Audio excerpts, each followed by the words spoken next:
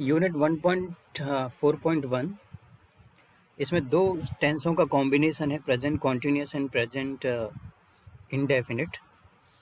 दोनों situation mix हैं। अब ये दोनों सिचुएशन जब मिक्स है थोड़ा कॉम्प्लिकेटेड हो जाएगा।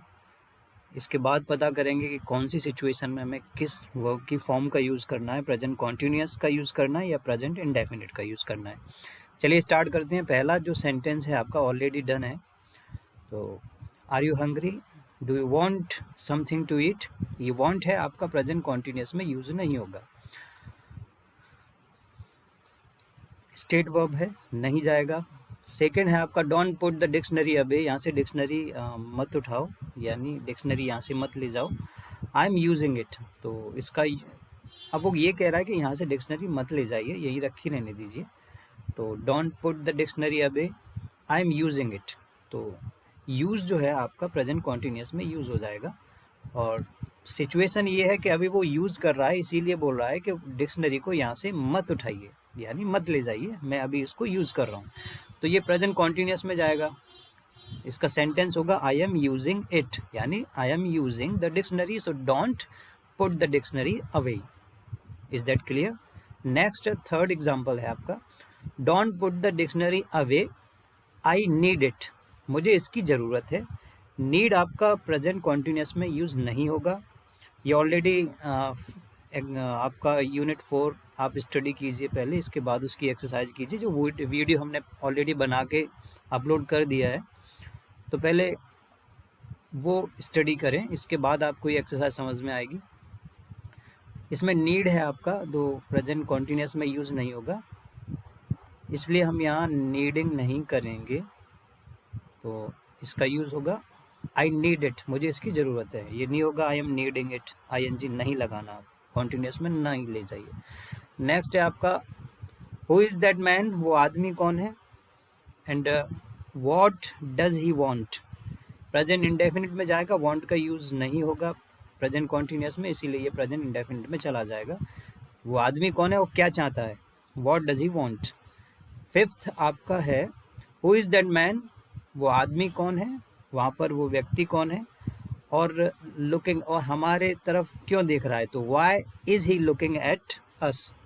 तो ये प्रेजेंट कॉन्टिन्यूस में यूज़ हो जाएगा। इसका होगा why is he looking at us. Clear है? क्योंकि लुक आपका प्रेजेंट कॉन्टिन्यूस में चला जाएगा। क्लियर? चलिए 6 आपका है एलिन सेज, एलिन ये कहती है कि वह 80 ईयर्स का है। कोई व्यक्ति होगा, एलिन ये क्या बोलती है, यानी उसका ये कहना है कि ही इज़ 18 ईयर्स ओल्ड, वह 80 ईयर्स का है, यानी 80 साल का है वो। बट नोबडी, लेकिन कोई भी उस पर बिलीव नहीं करता, एल पर कोई उसको बिलीव नहीं करता। यानी उसका ये कहना है कि मैं 80 ईयर्स का हूँ, लेकिन कोई भी उस पर बिलीव नहीं करता, यानी किसी को भी उस पर विश्वास नहीं है। तो ये बिलीव है, कॉन्टिन्यूस में नहीं जाएगा, बिलीविंग नहीं होगा। तो nobody does not believe him. Is that clear? तो ये हो जाएगा नोबडी बिलीव्स हिम, या बिलीव्स होगा, क्योंकि नेगेटिव ऑलरेडी ये वर्ड है आपका, तो नोबडी ऑलरेडी नेगेटिव है, तो यहाँ डज नॉट का यूज़ नहीं करेंगे अपन, यहाँ बिलीव्स ही यूज़ कर देंगे, क्योंकि ये नेगेटिव ऑलरेडी सेंटेंस है। तो डज नॉट यूज़ नहीं होगा, बिलीव्स यूज़ होगा। नोबडी बिलीव्स हिम, कोई इस पर विश्वास नहीं करता है। नेक्स्ट है आपका 7th, he told me her name, उसने मुझे अपना नाम बताया था, बट मुझे अभी याद नहीं आ रहा है, या याद नहीं है मुझे। तो ये रिमेंबर आपका कॉन्टिन्यूस में नहीं जाएगा, तो आप क्या यूज़ करेंगे, प्रेजेंट इंडेफिनिट यूज़ करेंगे। तो I don't remember it now, मुझे अभी याद नहीं आ रहा है, या याद नहीं है वो। रिमेंबरिंग नहीं होगा, I am not remembering it now, ये गलत हो जाएगा आपका। Is that clear? समझ में आ गया? चलिए, तो he told me her name, C told me her name, उसने मुझे अपना नाम बताया था, but I don't remember it now, मुझे अभी वो बिल्कुल याद नहीं है, नहीं याद आ रहा है। 8th वाला सेंटेंस है आपका सेलिंग माई कार। अब देखिए, would you be interested in buying it, क्या आप इसे खरीदना चाहोगे, या आप इंटरेस्टेड हैं इसको खरीदने में। तो इसका मतलब है वो दिमाग में सोच रहा है कि अपनी कार को हमें बेचना है। तो यहाँ पर उसका कोई ओपिनियन नहीं है, वो कंसीडर कर रहा है बेचने सेलिंग के लिए। सेलिंग करने के लिए दिमाग में उसकी कंसीडरेशन चल रही है, सोच रहा है कि हमें बेचना है, क्या करना है इसका। तो इसका यहाँ होगा I am thinking of, ING लग जाएगा इसमें। इसमें आईएनजी फॉर्म में, कॉन्टिन्यूस फॉर्म में जाएगा, ये प्रेजेंट कॉन्टिन्यूस में जाएगा। I am thinking of selling my car, would you be interested in buying it, क्या आप इसके खरीदने में इंटरेस्टेड हैं। नेक्स्ट है आपका, देखिए किसी भी प्रपोजिशन के बाद जब आपकी वर्ब आएगी तो वो आईएनजी फॉर्म में चली जाएगी, क्लियर है। इसीलिए ये बाय भी आपकी वर्ब है, लेकिन इनके बाद आ रहा है आपका प्रपोजिशन के बाद जब भी कोई वर्ब आएगी वो आईएनजी फॉर्म में चली जाएगी। अब यहाँ पर देखिए थिंक के बाद ऑफ आता है, थिंक ऑफ, और उसके बाद जब वर्ब आ रही है तो वो आईएनजी फॉर्म में जा रही है, क्लियर है। ये अनदर मैटर है, वो हम जब प्रपोजिशंस आएंगे तब हम बताएंगे। नेक्स्ट है आपका, हाँ, I think you should sell your car, मेरी कैलकुलेशन से आपको अपनी कार बेच देनी चाहिए, क्योंकि वो यूजलेस है, बार बार ख़राब हो जाती है, ठीक है। तो यहाँ पर उसके वो सोच नहीं रहा है कि आपको बेचना चाहिए, नहीं, वो कंडीशन को देखकर बोल रहा है एक कैलकुलेशन के हिसाब से कि आप तो ये बेच देनी चाहिए आपको, यूजलेस है, बार बार आपकी जो है ब्रेक डाउन होती रहती है, तो you should sell your car. That you do not use it very often, क्योंकि आप इसे ज़्यादातर यूज़ नहीं करते, तो आप ऐसा करो, आप अपनी कार बेच दीजिए। तो आई थिंक अगर आप यूज़ नहीं करते तो मेरे हिसाब से एक मेरा ओपिनियन है कि you should sell your car, तो आप अपनी कार को बेच दीजिए। यहाँ थिंक आपका प्रेजेंट कॉन्टिन्यूस में यूज़ नहीं होगा, ये आप you are giving your own opinion, तो आप अपना ओपिनियन दे रहे हैं। ये आपका एक ये कह लीजिए कि आप एक उसको ये you can say that you are giving your own opinion, बस ओपिनियन ही आप बोल सकते हैं कि आप उसको अपना ओपिनियन दे रहे हैं, या आप कंडीशन के हिसाब से ये बोल रहे हैं कि आप इसे ज़्यादा यूज़ नहीं करें तो आप उसे बेच दीजिए। तो या कैलकुलेशन कर रहे हैं माइंड में, कैलकुलेशन आपका जो एक थिंकिंग है कि कंडीशन ये है कि आप यूज़ नहीं करते तो आप बेच दीजिए, या सोच नहीं रहा है वो, किसी प्रकार का कंसिडरेशन उसके दिमाग में नहीं है। चलिए अब नेक्स्ट है आपका 10th। कंसिस्ट आपका कॉन्टिन्यूस में यूज़ नहीं होगा। कंसिस्ट का मतलब है कि किसी चीज़ में किसी चीज़ की मात्रा का होना, या वो ये कह लीजिए कि ये कंसिस्ट करता है, उसमें उसका मौजूदगी होना। तो देखिए air consist mainly of nitrogen and oxygen, air में मेनली नाइट्रोजन और ऑक्सीजन होता है, कंसिस्ट करता है। तो एयर कंसिस्ट ये प्रेजेंट इंडेफिनिट में चला जाएगा, एस लग जाएगा, क्योंकि ये एयर जो है आपका अनकाउंटेबल नाउन है, तो वो सिंगुलर में काउंट होगा, तो कंसिस्ट हो जाएगा, एस का यूज़ होगा, क्योंकि इंडेफिनिट में पॉजिटिव सेंटेंस है आपका ये, तो ये उसमें नहीं जाएगा क्योंकि कंसिस्ट आपका प्रेजेंट कॉन्टिन्यूस में नहीं यूज़ होगा। नेक्स्ट है आपका यूनिट 4.2। इसमें दिया गया है use the words in bracket to make sentences, जो ब्रैकेट में जो वर्ड दिए गए हैं उनका यूज़ करते हुए आपको सेंटेंस बनाना है। You should also study unit 3 before you do this exercise. तो यूनिट 3 भी उन्होंने बोला है कि आप पहले यूनिट 3 भी स्टडी कर लें, क्योंकि उसके भी यूजेज हैं इसमें। चलिए देखेंगे, तो यूनिट आप 3 स्टडी कर लें।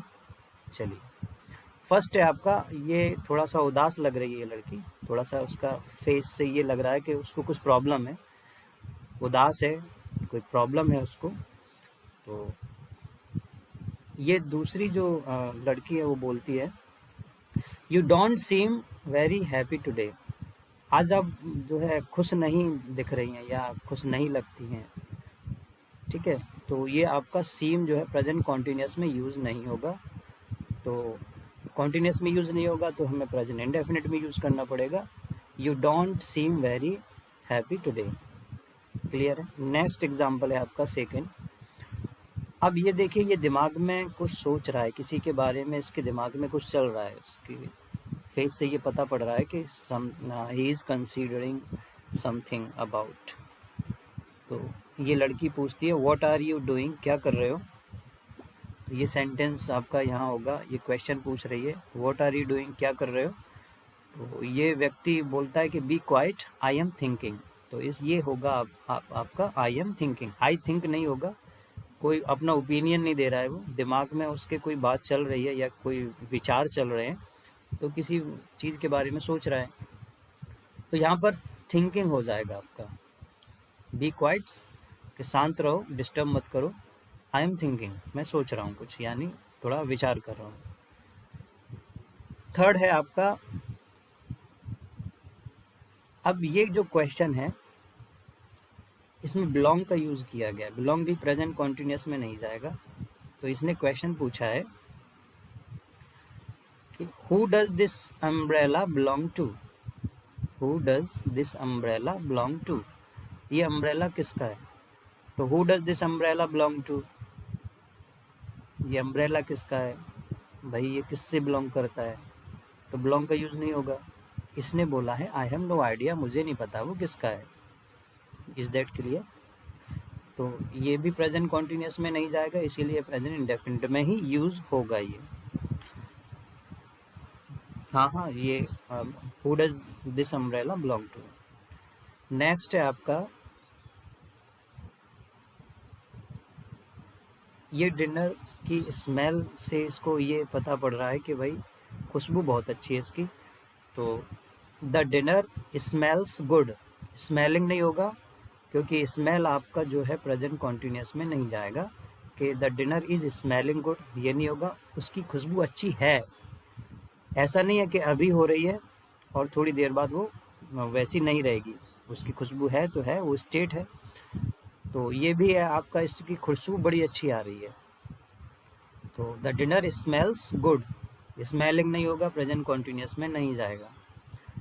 फिफ्थ आप देखिए, excuse me is anybody sitting there, क्या वहाँ कोई बैठा हुआ है, ये चला जाएगा क्योंकि अभी वो पूछ रही है क्या वो सीट खाली है। इज़ एनीबडी सिटिंग देयर, क्या वहाँ कोई बैठा हुआ है। तो ये व्यक्ति बोलता है नो इट इज़ फ्री, नहीं वो फ्री है, तो ये प्रेजेंट कॉन्टिन्यूस में चला जाएगा। तो उसका सेंटेंस क्या होगा, इज़ एनीबडी सिटिंग देयर, क्या वहाँ कोई बैठा हुआ है। ठीक है, तो ये आपका प्रेजेंट कॉन्टिन्यूस में ही जाएगा, सिंपल में नहीं जाएगा। अब ये देखिए, फिट जो है आपका वो कॉन्टिन्यूस में यूज़ नहीं होता। कोई चीज़ है छोटी है तो वो छोटी है, ऐसा नहीं कि अभी नहीं बन रही है बाद में बन जाएगी, थोड़ी देर बाद बन जाएगी, नहीं। अगर फिट नहीं हो रही है तो वो नहीं है फिट, आपके साइज छोटा है उसका। अब देखिए ये ग्लव्स है, शायद उसके ये बड़े हो रहे हैं या छोटे हो रहे हैं एक्चुअल।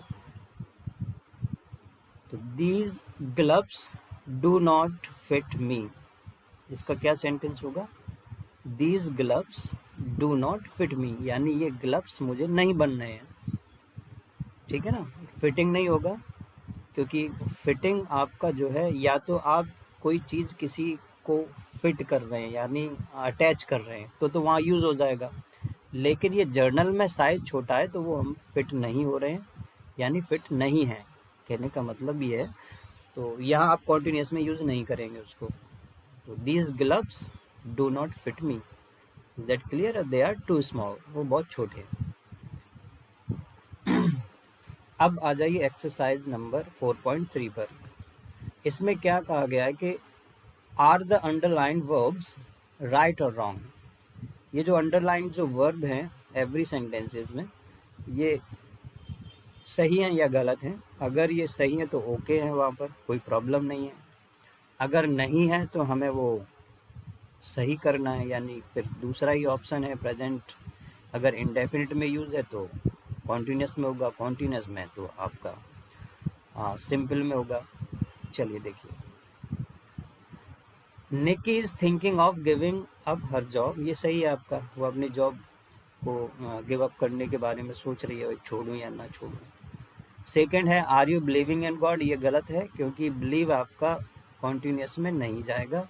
तो यहाँ पर आपका होगा do you believe in God. तो सेंटेंस क्या होगा, do you believe in God, ठीक है ना। नेक्स्ट है आपका आई एम फीलिंग हंग्री, मैं जो है मुझे भूख लग रही है।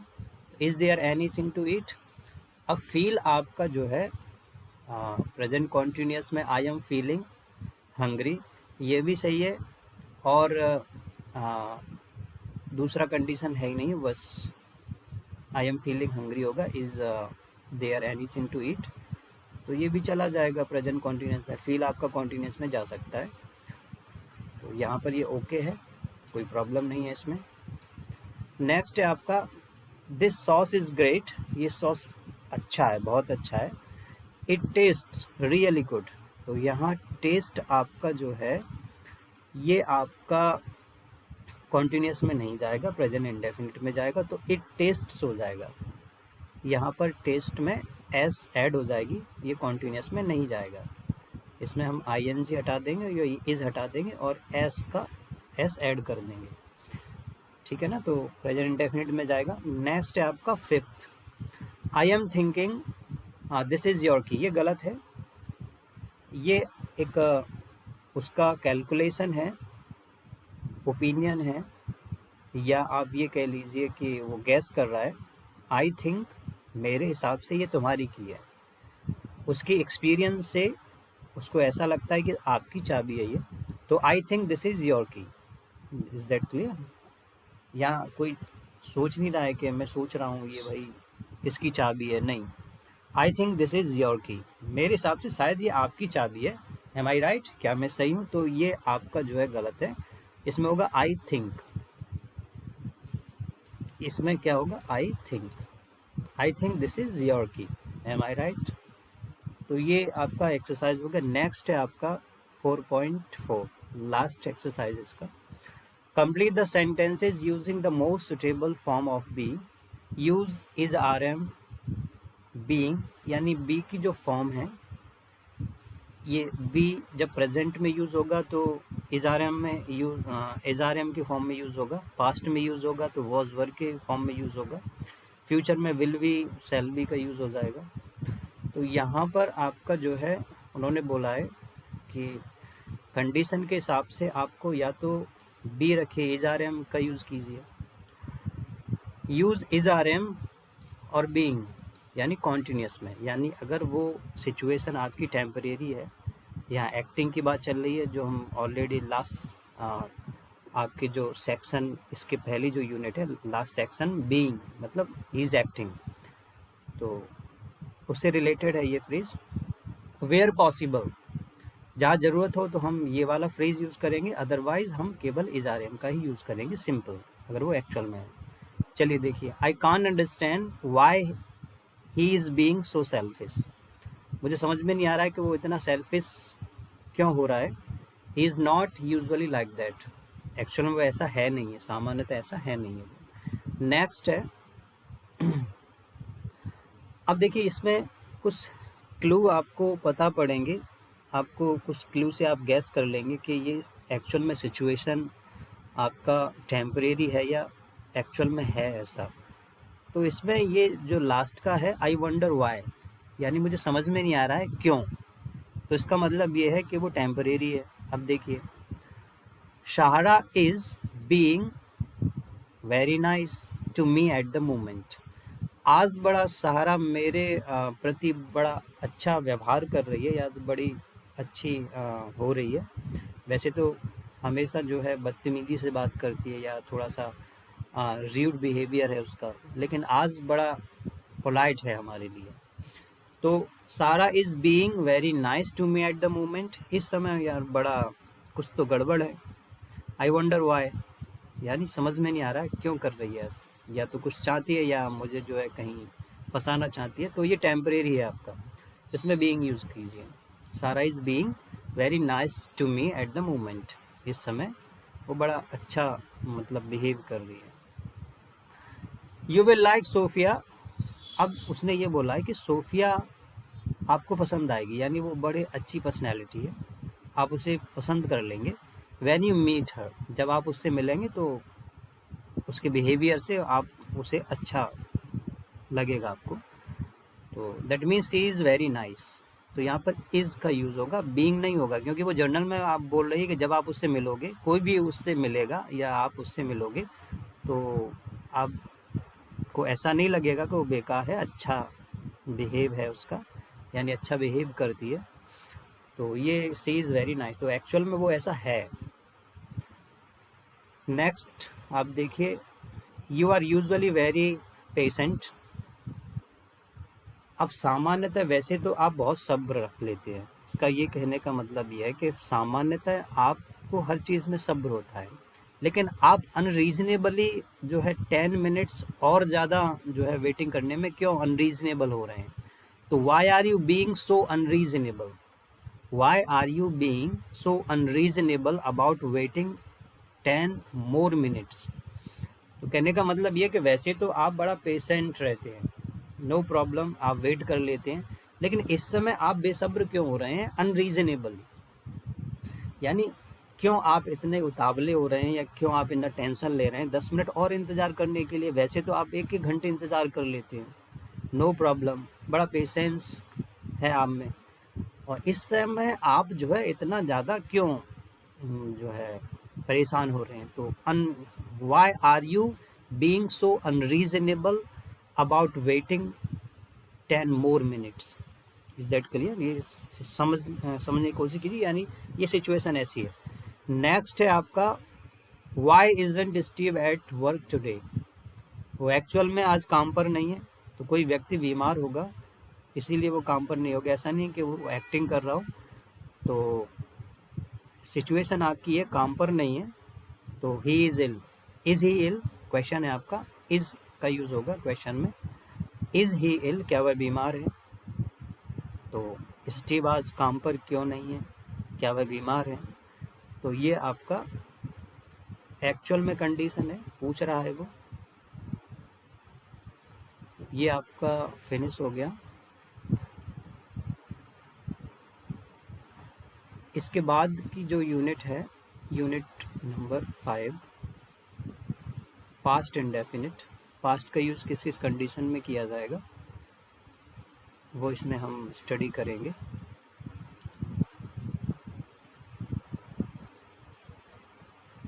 Now thank you all of you.